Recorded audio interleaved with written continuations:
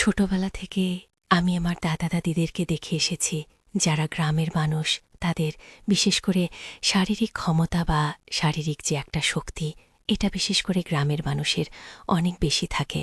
আমি তার প্রমাণটা আজকে আমি পেলাম। বন্ধুরা, আমার বাসার কাজের ছেলে আসলে ওর এত পাওয়ার, এত শক্তি যেটা আমি আসলে একেবারেই কল্পনাও করতে পারিনি। যে শক্তি আমার স্বামী কখনো আমার সঙ্গে দেখাতে পারে নাই, যেটা আমার হাজব্যান্ড কখনো আমাকে ওইভাবে তৃপ্তি দিতে পারে নাই, মজা দিতে পারে নাই।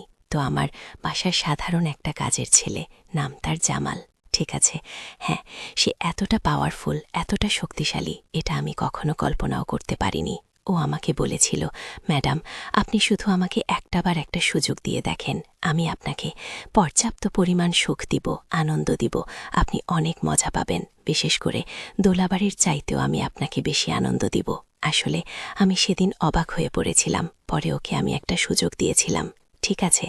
তারপর বন্ধুরা, আমি নিজেই অবাক হয়ে পড়েছি। আসলে বন্ধুরা, আমার বিয়ে হয়েছে সবেমাত্র ৩ বছর হলো, তবে আমার হাজব্যান্ড এখন আমার সঙ্গে থাকে না। আমার হাজব্যান্ড আসলে কিছুদিন আগেই আমাকে ছেড়ে সে লন্ডনে চলে যায়। আর ও একটা মেয়েকে বিয়ে করে সে লন্ডনে চলে যায়।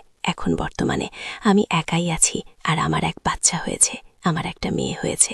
তো আমার মেয়েটার বয়স খুবই ছোট, ২.৫ বছর বয়স ওর, খুব একটা বেশি বড় হয় নাই। তো আমার মেয়েটা ছোট, কিন্তু বন্ধুরা, আমি প্রেম করে বিয়ে করার কারণে আমার মা বাবা আমাকে কখনোই তারা মেনে নেয় নাই এবং তারা আমাকে ত্যায্য করে দিয়েছে। মা বাবা আমার সাথে তারা যেই ধরনের সম্পর্ক ছিল সব ধরনের সম্পর্ক তারা ছিন্ন করে ফেলে। আমার সঙ্গে তারা আর কোনো সম্পর্কই রাখে নাই। শুধুমাত্র আমি প্রেম করে বিয়ে করেছি বলে তাদের সম্মানে আঘাত লেগেছে।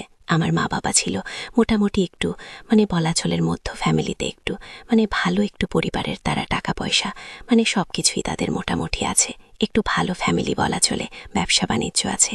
আর আমি যেহেতু তাদের সন্তান, আমি আসলে অনেক বেশি পড়াশোনা করেছি, কিন্তু এখন আমার ফ্যামিলি আমাকে ত্যাগ করার জন্য এবং আমার হাজব্যান্ড আমাকে ছেড়ে যাওয়ার কারণে আমাকে একটা চাকরি করতে হয় এবং আমি একটা ব্যাংকে ৮ ঘন্টা চাকরি করি। কিন্তু বন্ধুরা, বাসায় আমার মেয়েটা একা একা থাকে, সেখানে আমাকে কাজের মেয়ের কাছে আসলে রেখে যেতে হয়।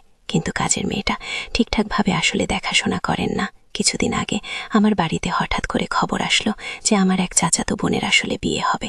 তখন আমার চাচাতো বোন আমাকে ফোন করে বলল, আপু, তুমি আমার বিয়েতে আসতেই হবে। দেখো তুমি চাচা চাচিদের সাথে তোমার সম্পর্ক আছে কি নাই, তারা তোমাকে মেনে নেবে কি না নেবে আমি কোনো কিছু জানতে চাই না, কিন্তু তোমাকে আমার বিয়েতে আসতেই হবে। তুমি যদি আমার বিয়েতে না আসো তাহলে আমি বলে দিলাম, আপু, আমি বিয়েই করব না, কারণ আমি ছোটবেলা থেকে তোমার সময় বড় হয়েছি। যাই হোক, আমার খুব একটা বেশি ছোট না, আমার ৫ বছরের ছোট। তো ওর বিয়ে হচ্ছে পারিবারিকভাবে, ঠিক আছে?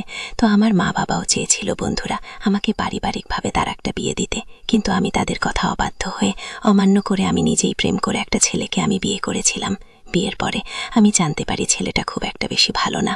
ও আরও অনেকগুলো মেয়ের জীবন নষ্ট করেছে, ও আরও অনেকগুলো রিলেশন করেছে। এটা আমি আসলে বিয়ের আগে কোনোভাবেই জানতে পারি নাই। আমি বিষয়টা জানতে পারলাম বিয়ের পরে। ততক্ষণে অনেক বেশি দেরি হয়ে গেছে, অনেক বেশি লেট হয়ে গেছে। আর ততক্ষণে আমি প্রেগনেন্ট, আমার গর্ভে আসলে অসন্তান।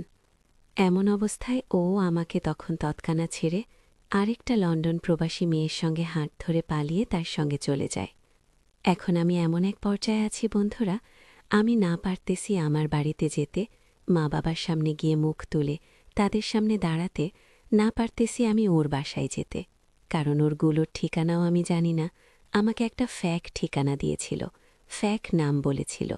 আমি ওর প্রেমে একেবারে অন্ধ ছিলাম, হাবুডুবু খেয়ে ফেলেছিলাম। ছেলেটা অনেক সুন্দর ছিল, স্মার্ট ছিল। আসলে আমরা মেয়েরা এটাই ভুল করি, আমরা ভাবি সুন্দর এবং স্মার্ট ছেলে হলেই আমাদের আর কোনো কিছুই লাগবে না। কিন্তু বন্ধুরা, সুন্দর মানুষের থেকেও সবচাইতে বেশি দরকার হচ্ছে সুন্দর একটা মনের। যেই ছেলে মন মানসিকতা সুন্দর, হ্যাঁ, যেই ছেলে পরিবারের দায়িত্ব নিতে জানে, সেই হচ্ছে আসল মহাপুরুষ, তাকেই বলে পুরুষ। তো এরকম সমাজে অনেক পুরুষ মানুষ আছে, অনেক ছেলে আছে, যারা বিয়ের প্রবলেম দেখিয়ে মেয়েদেরকে আসলে দিনের পর দিন ভোগ করে, তাদের থেকে টাকা পয়সা খায়। আর আমরা মেয়েরা আসলে তাদের প্রতি দুর্বল হয়ে এই কাজটা কিন্তু আমরা করে যাই, দিনের পর দিন, রাতের পর রাত। তো এমনটা আমরা কখনোই করা উচিত না, ঠিক আছে? এই ভুলটা কিন্তু আমরা বারংবার করে যাই। তো বন্ধুরা, যাই হোক, আমার নাম হচ্ছে ইশরাত। আমি আজকে আমার জীবনের এক সত্য ঘটনা তোমাদের সঙ্গে তুলে ধরতেছি। বন্ধুরা, আমি জানি তোমরা অনেক গল্প শোনো, তবে আজকের এই গল্পটা হচ্ছে একেবারে বাস্তব ধরনের একটা গল্প। এই গল্পটা শুনলে তোমরা অনেক কিছুই বুঝতে পারবে, অনেক কিছু জানতে পারবে। তো তোমরা এই গল্পটা দেখে অনেক কিছু শিক্ষা নিতে পারবে। যাই হোক বন্ধুরা, আমার বাড়ি হচ্ছে বাংলাদেশের একটি মফস্বল গ্রামে। বর্তমানে আমি শহরে বসবাস করি। যেহেতু আমি একটা ব্যাংকের হেড অফিসে চাকরি করি, মোটামুটি ভালো একটা স্যালারি অ্যামাউন্ট আমি পাই। আর আমি একটা ফ্ল্যাট বাসা নিয়ে এখানে বসবাস করি শহরে। ঠিক আছে? তো যাই হোক, আমি বর্তমানে কলকাতা শহরে আছি। আর এই কলকাতা শহরে একটা ব্যাংকে আমি জব করছি। এখন আমি যাব হচ্ছে গ্রামে। আমার বাড়ি হচ্ছে মূলত ত্রিপুরা, ইন্ডিয়ার ত্রিপুরাতে। তো আমি সেখানেই যাব। তো বন্ধুরা, কিছুদিন আগে আমি চিন্তা করতেছিলাম, আমি কি করব না। আমি ভাবতেছিলাম যে আসলে আমার কি আমার চাচাতো বোনের বিয়েতে যাওয়া ঠিক হবে? সেখানে তো আমার মা বাবা আসবে, আত্মীয় স্বজন অনেকেই আসবে। তাছাড়া আমার বিয়ের খবরটা তো অনেকেই জানে, কথা বলবে। তাছাড়া আমার মেয়েও থাকবে আমার সঙ্গে। আমি কোনো কিছুই ভেবে পাচ্ছিলাম না। এক প্রকার সিদ্ধান্ত আমি নিয়ে নিলাম, যা হবার হবে। মুখে তো কত কিছুই বলবে, কত কথা উঠবে। সব কথার কান দিব না, সব কথার জবাব দিব না। যেটা প্রয়োজন মনে করব সেটাই জবাব দিব। আমি এক প্রকার চিন্তা করে নিলাম, ডিসিশন নিয়ে নিলাম যে যেহেতু আমার চাচাতো বোন, সে আসলে আমাকে অনেক সম্মান করে, অনেক ভালোবাসে আমাকে। আর যেই জায়গায় আমার চাচা নিজে আমাকে বলেছেন যাওয়ার জন্য, চাচি আমাকে বলেছেন, সেই জায়গায় আমার মা বাবা রাজি থাকলে বাকি, না থাকলে বাকি। আমি তাদের সঙ্গে প্রয়োজন হলে খুব একটা বেশি কথাবার্তা বলবো না, বিয়ের দিকে ফোকাস থাকব। আর আমাকে বলেছিল বিয়ের 2 দিন আগেই যেতে। এদিকে আমি বৃহস্পতিবারেই আমি চলে গেলাম। তো বন্ধুরা, চলে যাওয়ার পর আমার চাচাতো বোনের বাড়িতে আমি গিয়ে যখন উঠলাম, তখন আমি এটা চলে গেলাম তাদের বাড়িতে। আমার চাচা চাচি সবাই আমাকে দেখে অনেক বেশি খুশি হয়েছে। ততক্ষণ পর্যন্ত আমার মা বাবা কেউই আসে নাই। আমি যেহেতু বিয়ের 2 দিন আগেই চলে গিয়েছিলাম, তখন ওরা সবাই অনেক বেশি খুশি হয়েছিল। বিশেষ করে আমার চাচাতো বোন জেরিনও অনেক বেশি খুশি হয়েছিল। আমাকে বলেছিল, আপু তুই এসেছিস। আসলে সত্যি কথা বলতে আমি তো একদমই বিশ্বাসই করতে পারতেছিলাম না যে তুই সত্যিই আসবি। আমি তো এক প্রকার ভেবে নিয়েছিলাম যে তুই আসবি না। যাই হোক, তুই এসেছিস, আসলে আমি খুব খুশি হয়েছি। আমার অনেক ভালো লাগছে। তো না, তুই তোর রুমে চলে যায়, যে এটা তোর রুম, ঠিক আছে, ইয়ে কর। আর আমার মেয়েকে সবাই আদর করছিল, আমার চাচা চাচি, তারপর জেরিন থেকে শুরু করে সবাই। কিন্তু ও আসলে কারো কোলে আমি দেখেছি কোনোভাবেই থাকতেছে না। ও আসলে ওর মার কোল ছাড়া কারো সঙ্গে খুব একটা বেশি যায় নাই। তো দাদা দাদির সম্পর্ক কি, নানার সম্পর্ক কি, ও আসলে খুব একটা বেশি জানেও না, চেনেও না ওরকম, ঠিক আছে?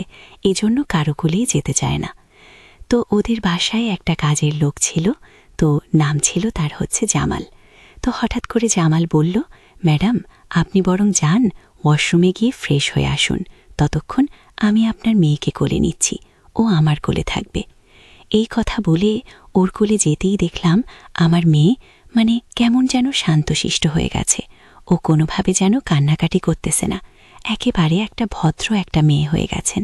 মনে হচ্ছে ও ওর বাবার কোলে গিয়েছে, এমন একটা ভাব। আসলে ছোটবেলা থেকেই আমার মেয়েটা বাবার অভাব আসলে কোনোভাবেই পূরণ করতে পারতেছি না আমি, ঠিক আছে? যাই হোক, আমার আসলে চাচা চাচির বাসায় একটা কাজের ছেলে ছিল জামাল। ওর কোলে যাওয়ার সঙ্গে সঙ্গেই ওর কান্নাকাটি একেবারেই পুরো বন্ধ হয়ে গেছে। আমি তো পুরো অবাক। তখন আমি একটা মুচকি হাসি দিয়ে আমি বললাম, ঠিক আছে ভাই, তুমি ওকে একটু দেখে রেখো, আমি ওয়াশরুমে গিয়ে একটু ফ্রেশ হয়ে নিই, আজকে খুব গরম লেগেছে, আমি একটু গোসল টোসল করে আসি। তারপর বন্ধুরা আমি গোসল করে একটা গ্রামের একটা ড্রেস পরে নিলাম, যেটা ইন্ডিয়ান ড্রেস। এই ড্রেসটা পরার পর আমি আসলে সবাইকে নিয়ে একটু আড্ডা দিয়েছিলাম। আমার অনেক ভালো সময় কাটতেছিল তাদের সঙ্গে। আর এদিকে আমার মেয়েটাকে ফিডার খাওয়াচ্ছিল, দুধ খাওয়াচ্ছিল কাজের ছেলেটা। ও খুব দেখাশোনা করছে।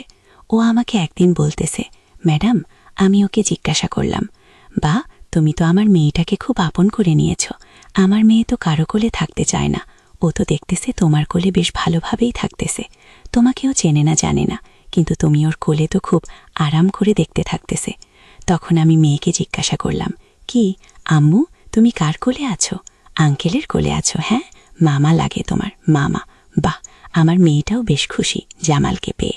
আর জামাল ও একটু বাচ্চা টেপের ছেলে তো, খুব একটা বেশি বড় সড়ো না, ওর বয়স খুব বেশি হলে 16-17 হবে। তখন আমি ওকে জিজ্ঞাসা করলাম, তোমার নাম কি? ও আমাকে বলছে, আমার নাম জামাল। আমি ওকে বললাম, তুমি এই বাসায় কি কাজ করো?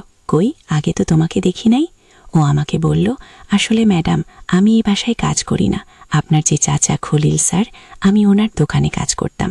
আসলে দোকানটা ম্যাডাম ছেড়ে দিয়েছে। ম্যাডাম, আপনি আমাকে একটা কাজের ব্যবস্থা করে দিতে পারবেন? আসলে আমি না খুব গরিব, আমার মা বাবা নিজেরাও আসলে কৃষি কাজ করে, আমাদের সংসারটা কোনো রকম চলে। ম্যাডাম, আমি আসলে পড়াশোনা করেছিলাম, কিন্তু এখন আর পড়াশোনা করি না। টাকার অভাবে আর এখন আর পড়াশোনা করতে ইচ্ছাও করে না। আমার ভালো লাগে না। ঠিক আছে, না করতে করতে একটা অভ্যাস হয়ে গেছে। ম্যাডাম, আপনি কি আমাকে একটা কাজের ব্যবস্থা করে দিতে পারবেন? আমি না খুব অসহায়। আসলে স্যারের দোকান ছিল তো আগে বাজারে। স্যার নাকি শুনেছি তার মেয়ের বিয়ে দেওয়ার পরে ওই দোকানটা তিনি ছেড়ে দেবেন। তখন তো আমার চাকরিটা চলে যাবে। আপনি কি আমাকে একটা কাজের ব্যবস্থা করে দিতে পারবেন ম্যাডাম? আমার না খুব উপকার হবে। আসলে ছেলেটার কথা শুনে আমার খুব মায়া লাগল। তখন আমি দেখলাম আমার মেয়ে ঈশা ওর কোলে খুব সুন্দরভাবে আসলে থাকতেছে। আসলে তাছাড়া আমি যখন ব্যাংকে চলে যাই সকালে, তখন আমার বাসায় একটা ছেলে লাগে, বা একটা মেয়ে যে কেউ হলেই হলো। তাছাড়া একটা ছেলে হলে আমার সুবিধা হয়, যেমন বাজারহাট করা থেকে শুরু করে কাঁচামাল, সবজি, চাল, গ্যাস, তিল, যাবতীয় বাজারঘাট মানে সবকিছু আনতে পারবে, করতে পারবে। এটা যেমন একদিকে সুবিধা হবে, একটা ছেলে মানুষ যদি বাসায় থাকে, এইসব দিক দিয়ে একটা মানে সুবিধা হয়, একটা হেল্প হয়। ঠিক আছে? তাছাড়া ওকে আমি তখন জিজ্ঞাসা করলাম, তুমি কি সব কাজ করতে পারবে? এই যেমন ধরো বাজার হাট, তারপর হচ্ছে আমার মেয়েকে দেখাশোনা করা, হ্যাঁ, তারপর ধরো বাসায়ও টুকিটাকি কাজকাম, এগুলো কি করতে পারবে? ও আমাকে বলল, ম্যাডাম, আমি সব কাজ জানি। আমি রান্নাবান্না থেকে শুরু করে, থালা বাসন ধোয়া থেকে শুরু করে, কাপড় কাচা থেকে শুরু করে, বাঁচা কাচা সামলানো, আমি সব কাজ জানি। ম্যাডাম, আসলে আমার ছোট বোনকে তো আমিই মানুষ করেছি। আমার মা বাবা দুজনে কাজে চলে যাওয়ার পর আমি বাসার রান্নাবান্না সমস্ত কিছু করি। ম্যাডাম, আপনার কোনো চিন্তা, কোনো টেনশন করা লাগবে না। আপনার যত কাজ আছে সব কিছু আমি করে দেব। সত্যি কথা বলতে ছেলেটাকে আমার কাছে বেশ ভালো লেগেছে। তখন আমি মনে মনে ভাবলাম, বাহ, এরকম একটা ছেলেই তো আমি এতদিন খুঁজতেছিলাম। আসলে শহরে থাকার কারণে আমি একা একা থাকি তো, আমার এরকম ছেলে শহরে পাওয়াই যায় না। তখন আমি ওকে বললাম, আচ্ছা ঠিক আছে, তোমাকে আমি একটা কাজের ব্যবস্থা করে দিতে পারবো। আমার বাসায় তুমি কাজ করবে, আমার এই মেয়েটাকে দেখাশোনা করবে, আমি অফিসে চলে গেলে আর বাসায় কিছু টুকটাক কাজ। তোমার বেতন খুব একটা বেশি দিতে পারবো না, ঠিক আছে? 10,000 টাকা বেতন দিব, তাতে কি তোমার পোষাবে? তখন সে বলল, ম্যাডাম, এই টাকা তো আমার অনেক পোষাবে। আমি তো স্যারের দোকানে 7,000 টাকা মাত্র পেতাম, আপনি আমাকে আরও 3,000 টাকা বেশি দিচ্ছেন, আমার তো অনেক ভালো। তখন আমি বললাম, ঠিক আছে, 10,000 টাকা দেব, আর টাকা খাওয়া সব কিছু আমার। তখন ছেলেটা অনেক খুশি হলো। তখন আমি দেখলাম কিছুক্ষণ পর আমার মা বাবা আসলো। আমি তাদের সাথে কোনো কিছু না বলে কোনো কথাই বললাম না। আমি জেনের বিয়ে খাওয়া দাওয়ার পর আমি চাচাকে বললাম, চাচা, এই যে আমি এই ছেলে জামাল, আমি ওকে নিয়ে যাচ্ছি, ও নাকি তোমাদের বাসায় কাজ করে। আসলে একটা কাজের মানুষ আমার দরকার, আমার মেয়েটাকে দেখাশোনার জন্য। তখন বন্ধুরা, জেনের বিয়ে শেষে আমি চলে আসলাম জামালকে নিয়ে শহরে। জামালকে নিয়ে শহরে আসার পর আমি জামালকে বাসার সমস্ত কাজকর্ম আমি ওকে দেখিয়ে দিলাম। আমি দেখেছি ছেলেটা খুব ভালোভাবে বাসার থালা বাসন থেকে শুরু করে ফ্লোর মোছা সবকিছু খুব সুন্দরভাবে করতেছে। ঠিক আছে, দারুণভাবে কাজ করছে। তাছাড়া আমার মেয়েটা ওর কোলে থাকে, কোনো কান্নাকাটি করে না, হাসে, খেলাধুলা করে। এটা তো খুব ভালো। আসলে এরকম একটা মানুষই আমি খুঁজতেছিলাম। তো বন্ধুরা, আমি পরের দিন খাওয়া দাওয়া শেষ করে রাতে ঘুমিয়ে পড়লাম। আমি জামালকে বললাম, জামাল, একটা কাজ করো, তুমি গিয়ে তোমার রুমে ঘুমিয়ে পড়ো, আর আমি আমার মেয়েটাকে নিয়ে এই রুমে ঘুমিয়ে পড়ছি, আর তোমার রুমটা এটা। আর শোনো, সকালবেলা ঘুম থেকে উঠে তুমি যদি আগে উঠো আমাকে ডাক দিও, আর আমি আগে উঠে তোমাকে ডাক দিব, আর এটা তুমি তোমার নিজের ঘর মনে করবে, ঠিক আছে? তারপর সে আমাকে বলল, আচ্ছা ঠিক আছে ম্যাডাম, তাহলে আমি ঘুমিয়ে পড়তেছি গিয়ে। তারপর বন্ধুরা, সকালবেলা আমি ঘুম থেকে ওঠার পর আসলে একটু নাস্তা বাস্তা বানাবো, তখন দেখছি জামাল উঠে গেল, ও কফি টফি বানাচ্ছে। আমি নাস্তা টাস্তা খাওয়ার পর ওয়াশরুমে গেলাম, ফ্রেশ হয়ে আমি অফিসের জন্য রেডি হচ্ছি। আমি অফিসে যাব। এমন অবস্থায় আমার মেয়েও ঘুম থেকে উঠে গেল। দেখলাম মেয়েকে মুখ হাত ধুয়ে জামাল কোলে নিয়ে বসে আছে। আমি আসলে অফিসে যাওয়ার সময় প্রতিদিন আমার মেয়েকে আদর করে যাই, ওর গালে মুখে আমি চুমু দিয়ে যাই। যেহেতু প্রায় ৮ ঘন্টা পর আমাকে আসতে হবে, মেয়েটাকে একটু আদর করে যাই। আর জামাল আসার পর থেকে আমি আমার বাসায় যে কাজের মেয়েটা ছিল, কাজের বউ আসতো, ওকে আমি না করে দিয়েছি, কারণ এখন আর ওই কাজের মেয়ে দরকার নেই। ঠিক আছে? তখন জামাল, আমি আসলে হঠাৎ করে খেয়াল করলাম যে আমার মেয়েটাই প্রায় জামালের বলে। আমি আমার মেয়েটার গালে চুমু দিতে গিয়ে মেয়েটা মুখ সরিয়ে নিল, আর মেয়েটা মুখটা শুনে নিতেই আমার চুমুটা গিয়ে লেগে গেল জামালের গালে। তখন আমি আসলে একটু লজ্জা পেয়ে গেলাম। আমি জামালকে বললাম, উফ, তাই সরি, আসলে আমি আমার মেয়েটাকে আদর করতে যাচ্ছিলাম, তো তোমার গালে ভুল করে লেগে গেল, কিছু মনে করো না ভাই। তো আমি আর সেদিন কোনো কিছু মনে করি নাই। আসলে জামাল বলল, না না, আপনি আমার ম্যাডাম, আসলে আমি তো বুঝি আপনি আপনার মেয়েটাকে কত ভালোবাসেন, কত আদর করেন। না ম্যাডাম, এটা তেমন কোনো সমস্যা না, আমি কিছু মনে করি নাই। তো আমি আসলে চলে গেলাম সরল মনে, ও সরল মনে বাসায় রইল। তারপর অফিস থেকে বিকেলে আসার সময় আমি কিছু বাজার থেকে বাজার করে নিয়ে আসলাম। আসার পর জামাল আর আমি মিলে সেগুলো রান্নাবান্না করে আমরা রাতের খাবারে একসঙ্গে আসলে খাওয়া দাওয়া করলাম, করে আমরা শুয়ে রইলাম। তখন দেখলাম আমার মেয়েটা দিনে ঘুমিয়েছে, ও রাত আসলে ঘুমিয়ে পড়ে আগে। আমি জামালকে বললাম, আজকে দিনে ঘুমিয়েছে তো, এজন্য মনে হয় রাতে ঘুমাতে লেট হচ্ছে। তখন মেয়েটা ওর কাছ থেকে যেন আসতেছে না, খুব কান্নাকাটি করছে। তো আমি জামালকে বললাম, জামাল, একটা কাজ করো, তুমি আমার রুমে চলে আসো, মেয়েটা যখন ঘুমিয়ে পড়বে তখন তুমি তোমার রুমে চলে যেও, ঠিক আছে? তখন জামাল আমাকে বলল, ঠিক আছে ম্যাডাম। তখন বন্ধুরা আমি দেখলাম আমি ঘুমিয়ে পড়ছি, কিন্তু আমার মেয়েটা কোনোভাবেই যেন ঘুমাচ্ছিল না। জামালের সঙ্গে ওই পুতুল, তারপর খেলনা নিয়ে খেলা করতেছিল। তো জামাল মেয়েটাকে এক প্রকার ঘুম পাড়িয়ে সে যার রুমে চলে যায়। আমি প্রতিদিনের মতো এদিনও ঘুম থেকে উঠে নাস্তা বাস্তা করে গোসল করে তারপর আমি অফিসে যাব। তো কিছুক্ষণ আগে দেখি মেয়েটাও ঘুম থেকে উঠে গেছে। আমি গেলাম আজকে আবার মেয়েটাকে আদর করতে। আমি মেয়েটাকে বললাম, মা ঈশা, এদিকে আসো, মামি তোমাকে একটা পাপি দিই, এদিকে আসো মা। এই কথা বলে আমি আমার ঠোঁট দুটো ঈশার দিকে আমি বাড়িয়ে নিলাম। এমন করে ঈশাটা হঠাৎ করে তাকে আমি তার ঠোঁটে চুমু দিব। হঠাৎ করে আমার মেয়েটা তার মুখটা সরিয়ে নিল। সরিয়ে নিতেই আমার আসলে আমি যখন চুমুটা দিচ্ছিলাম তখন চোখটা বন্ধ করে দিচ্ছিলাম। আসলে জানাই না, আমরা মেয়েরা মনে হয় চোখ বন্ধ করে চুমু দিই। তো চোখ বন্ধ করার কারণে বন্ধুরা আমি খেয়াল করলাম হঠাৎ করে আমার চুম্মাটা জামালের ঠোঁটে গিয়ে স্পর্শ করল, এবং জামালও বেশ কিছু মজা পেয়ে গেল। আমার জিবার কিছু থুতু জামালের মুখে চলে গেল। মনে করেন একার রসালো একটা চুমু ছিল এটা। আমি সেদিন আসলে খুব লজ্জা পেয়ে গিয়েছিলাম। আমি জামালকে সেদিনের মতো আবারও বললাম, সরি, আমি আসলে ঈশাকে চুমু দিতে গিয়ে তোমাকে খুকুন দিয়েছি। মেয়েটাও বড্ড শয়তান হয়ে গেছে ইদানিং আমার কাজে আসতে চায় না। আমি ওকে আদর করলে মানে আমার আদরও নিতে চায় না। মনে হচ্ছে এমন একটা ভাব যেন ওর বাবার কোলে আছে। আর মেয়েরা তো তাদের বাবাদেরকে এমনিতেও বেশি ভালোবাসে। তো জামাল, আমি খেয়াল করলাম একটু লজ্জা পেয়ে গেল। আজকে আমি জামালকে সরিয়ে না বলে আমি সেখান থেকে খুব দ্রুত বের হয়ে চলে গেলাম। আমি আসলে জামালের চোখে কোনোভাবে চোখ রাখতে পারছিলাম না। এটা কি হয়ে গেল? গতকালকে জামালের গালে চুমু দিলাম, আজকে জামালের ঠোঁটে একেবারে বরাবর একটু ভিজা ভিজাজি একটা চুমু দিলাম। আমার মুখে অনেক থু ওর মুখে চলে গেছে, ওর মুখে অনেক থু আমার মুখে চলে এসেছে। ছি, এমন একটা অবস্থা! আমি কি যে করে! আমি সারাদিন অফিসে এসে আমার মাথায় শুধু এটাই গুরুপাক খাচ্ছিল যে জামাল ছেলেটা আসলে কি ভাববে বলুন তো। এদিকে বন্ধুরা, আমার বয়স প্রায় ২৭ বছর বয়স, জামালের ১৭ কি ১৮ বছর বয়স হবে। ছেলেটা তো অবশ্যই খুব পেয়ে গিয়েছিল, কারণ ঠোঁটে চুমু দেওয়াটা আসলে একটু কেমন জানি একটা ব্যাপার স্যাপার হয়ে দাঁড়ায়। ঠোঁটে চুমু দেওয়া এটা সাধারণত প্রেমিক প্রেমিকা গার্লফ্রেন্ড বয়ফ্রেন্ড, অথবা মেয়ে দেখা গেছে যারা, তারা স্বামী স্ত্রী, এরকম একটা ব্যাপার। তা আমি সেদিন খুব লজ্জায় ছিলাম। অফিসে সারাক্ষণ আমার মাথায় এই একটা জিনিসই ঘুরপাক খাচ্ছিল যে এটা কি হয়ে গেল। হ্যাঁ, এটা কি হয়ে গেল।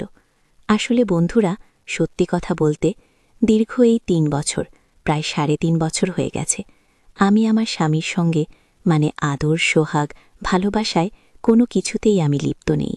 স্বামীর ভালোবাসা কি, এটাও আমি এখন বলে যেতে বসেছি। কারণ একজন বিবাহিত নারী যখন অনেক দিন একা থাকতে থাকতে একটা অভ্যস্ত পরিণত হয়ে যায়, তখন সে আসলে একা মানিয়ে নেয়। কারণ তার আশপাশে যখন পুরুষ মানুষ থাকে, তখন হয়তো সে নিজেকে কন্ট্রোল করতে পারে না।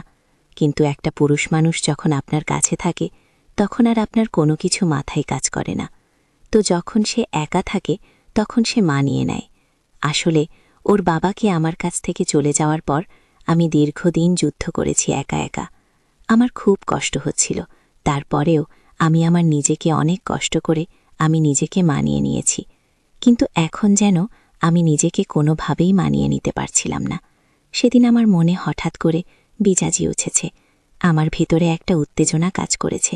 আমাকে মামার কাছে মনে হচ্ছে, ইস, এখন যদি আমার স্বামী আমার কাছে থাকত, সে আমাকে কতই না আদর করত, সে আমাকে কতই না ভালোবাসত। সে তার নিজের মতো করে আমাকে উজাড় করে, তার সব ভালোবাসা আমাকে উজাড় করে দিত। ইস, সেদিন আমার কাছে বারবার এমন কিছুই মনে হচ্ছিল। যাই হোক, মনের অনেক কিছু, মানে নিজের অজান্তেই সেদিন আমি অনেক কিছু ভেবে ফেলেছিলাম। এই সমস্ত কথা কখন যে আমি ভাবতে ভাবতে দেখি আমার অফিসের টাইম শেষ হয়ে পড়েছে। তখন আমি ভাবতেছি যে আজকে বাসায় যাব কিনা। আসলে আমার জামালের ঘটনাটা যতবারই মনে পড়ছে, আমার ভেতরে কেমন যেন একটা লজ্জা কাজ করছে। যাই হোক, যেহেতু আমার মেয়েটা খুব ছোট, বাসায় তো আমাকে অবশ্যই যেতে হবে, অবশ্যই যেতে হবে। তখন আমি কোনো কিছু চিন্তা না করে আমি বাসার উদ্দেশ্যে রওনা দিলাম। বাসায় যেতেই বন্ধুরা, আমি যখন গিয়ে কলিং বেলটা বাজালাম দরজার সামনে, ঠিক তখন জামাল আমার দিকে তাকিয়ে আছে। বন্ধুরা, আমিও চোখে চোখ রেখে কোনোভাবেই আমি তাকাতে পারছিলাম না। আমার খুব লজ্জাও ছিল। এতটাই লজ্জা হচ্ছিল যে আমি ওর দিকে চোখের দিকে তাকিয়ে কোনো কথাই আমি বলতে পারতেছিলাম না। আমি ডাইরেক্ট দরজা খোলা, আমার টাইপ একদম ভিতরে চলে গেলাম। দৌড়ে গিয়ে আগে ওয়াশরুমে গিয়ে ফ্রেশ হয়ে জামালকে আমি বললাম, জামাল, আমার মেয়েটাকে গিয়ে যাও। বন্ধুরা, আমার মেয়েটা এতটাই ওর জন্য পাগল হচ্ছিল যে ওর কাছ থেকে যেন আমার কোলে আসতেই চাইছিল না। তখন আমি কি করব আমি ভাবতে পারতেছিলাম না। আমি রান্নাঘরে গেলাম, রান্না করলাম। তখন আমি জামালকে বললাম, যাইম টেবিলে আসার সময়। আমি মেয়েটাকে নিয়ে রান্না করে আমরা সবাই খাবার খেলাম। খাওয়ার পরে আমি মেয়েটাকে বললাম, মা, এখন তুমি বড় হয়েছ। তুমি যদি সারাদিন এভাবে আঙ্কেলের কাছে, তোমার মামার কাছে যদি এভাবে তুমি পড়ে থাকো, তোমার মা সারাদিন পর অফিস থেকে আসে। ঠিক তখন জামাল আমার দিকে তাকিয়ে আছে। বন্ধুরা, আমিও চোখে চোখ রেখে কোনোভাবেই আমি তাকাতে পারছিলাম না। আমার খুব লজ্জাও ছিল। এতটাই লজ্জা হচ্ছিল যে আমি ওর দিকে চোখের দিকে তাকিয়ে কোনো কথাই আমি বলতে পারতেছিলাম না। আমি ডাইরেক্ট দরজা খোলা, আমার টাইপ একদম ভিতরে চলে গেলাম। দৌড়ে গিয়ে আগে ওয়াশরুমে গিয়ে ফ্রেশ হয়ে জামালকে আমি বললাম, জামাল, আমার মেয়েটাকে গিয়ে যাও। বন্ধুরা, আমার মেয়েটা এতটাই ওর জন্য পাগল হচ্ছিল যে ওর কাছ থেকে যেন আমার কোলে আসতেই চাইছিল না। তখন আমি কি করব আমি ভাবতে পারতেছিলাম না। আমি রান্নাঘরে গেলাম, রান্না করলাম। তখন আমি জামালকে বললাম, যাইম টেবিলে আসার সময়। আমি মেয়েটাকে নিয়ে রান্না করে আমরা সবাই খাবার খেলাম। খাওয়ার পরে আমি মেয়েটাকে বললাম, মা, এখন তুমি বড় হয়েছ। তুমি যদি সারাদিন এভাবে আঙ্কেলের কাছে, তোমার মামার কাছে যদি এভাবে তুমি পড়ে থাকো, তোমার মা সারাদিন পর অফিস থেকে আসে। মাকে একটু সময় দিবা না? আসো, চলো আমরা ঘুমাবো। আমার মেয়েটা এখনও আসতেছিল না। মেয়েটা টুকটাক কথা বলে, এখন মেয়েটা বলতেছিল, মা, আজকে থেকে আমাদের মামাও আমাদের সঙ্গে ঘুমাবে। আমি বললাম, মা, এরকম বায়না করে না। তোমার মামা অনেক বড় মানুষ, তোমার মতো ছোট না, বুঝছ?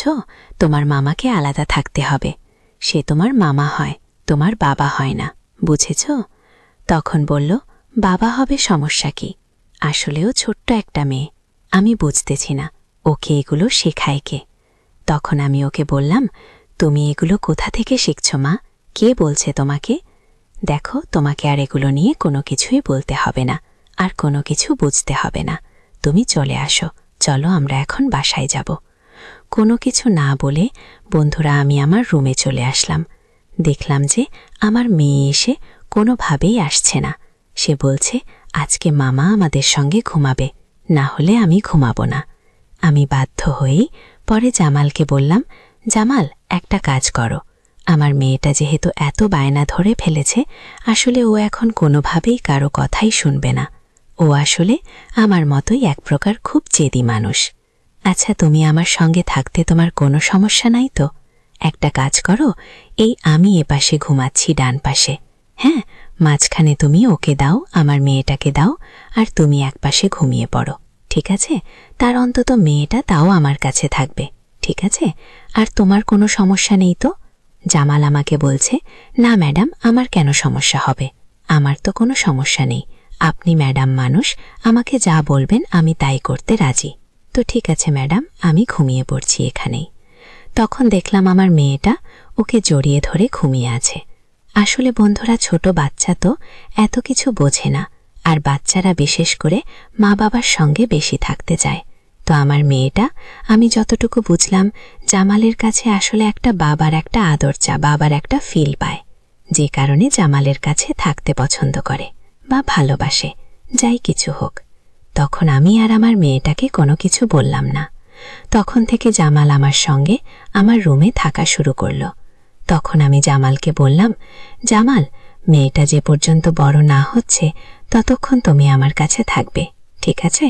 আর শোনো, তোমার বাসা থেকে কি ফোন টোন দিয়েছিল? কথা বলছো, আলাপ টালাপ করছো? তোমাকে নিয়ে আসার পর তো আর কোনো কথাই হলো না। জামাল বলতে, ম্যাডাম, আমাকে প্রতি 3 মাস পর পরই একবার আমাকে ছুটি দিতে হবে, 3 দিনের। আমি 3 দিনের জন্য বাড়িতে যাব।